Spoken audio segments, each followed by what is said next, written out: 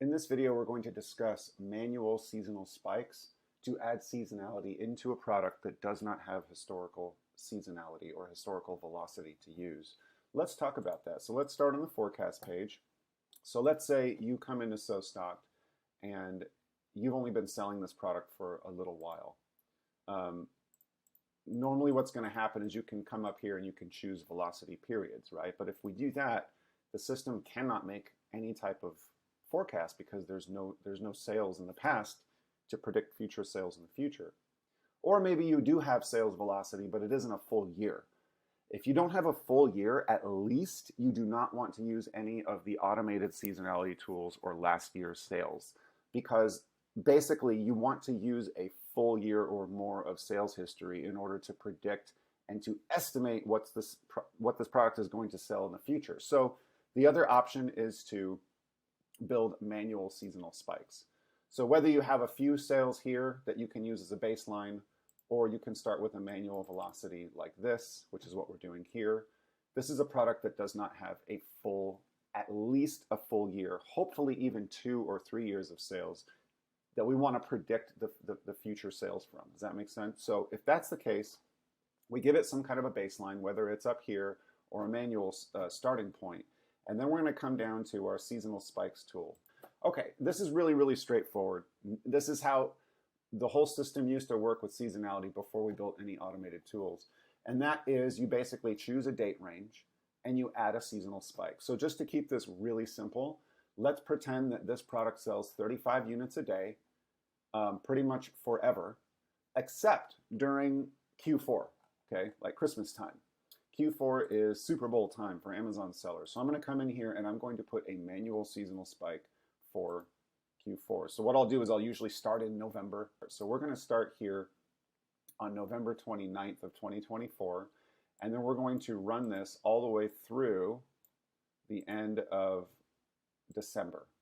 And not quite the end. I'm just giving you kind of general good rules of thumb. It's usually about the 23rd of December. So November 29th, which is Friday, Black Friday, through the 23rd, which is when people stop buying Christmas stuff. I'm just giving you a good rule of thumb, but it could be any date range. The point is you pull in you create a date range here, and you're going to give it a name. In this case, I will call it Q4 sales spike. And I normally sell 250% of my average, which is 35, whatever my adjusted velocity is, in an off month. I normally sell 250% of that.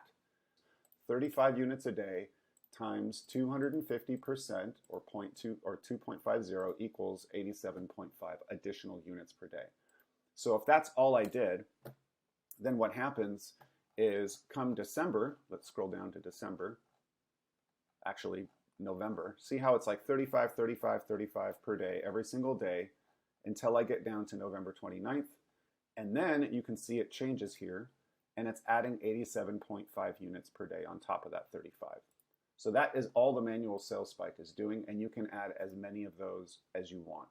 I have one other option here, which is this additional units. So the way this works mathematically is it's taking my today's velocity times 250% equals 87.5, as I already explained. Now, let's say what happens when this number changes, which it will. So this might go down, it might go up. This number is it's an active number that's being recalculated every single time this number changes, unless I lock this in place. So if I want the system to put in 87.5 units per day down here in December, I need to click this lock button, okay? And there's a definition over here which you can read, and there's information on that. So that's the whole point of locking this seasonality number in there. You can also repeat this annually.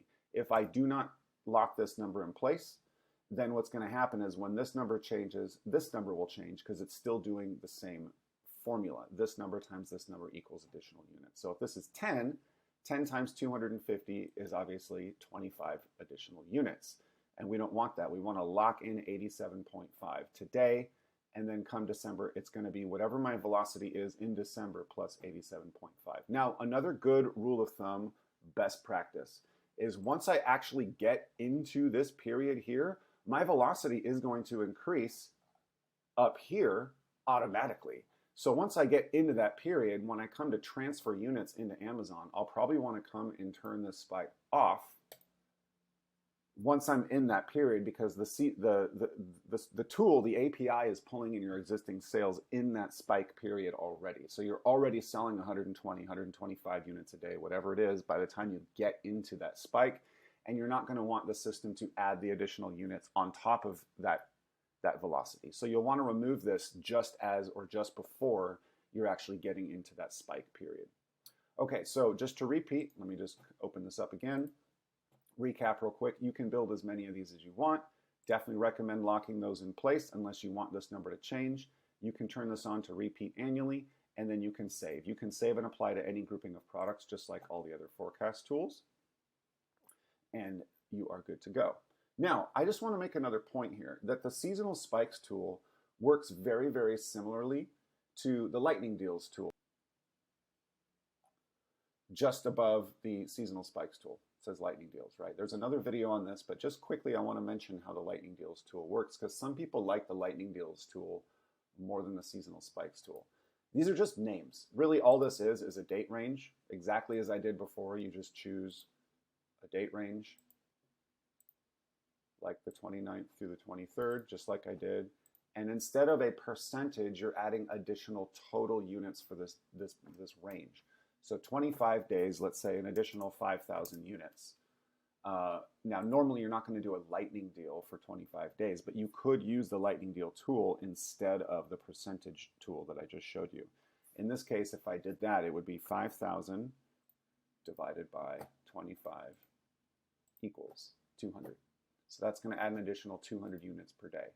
So you can use that too, or any combination of lightning deals and manual spikes. Manual spikes is using a percentage of today's velocity, whereas lightning deals is merely using a date range and a total number of units divided by the date range and adding those additional units per day.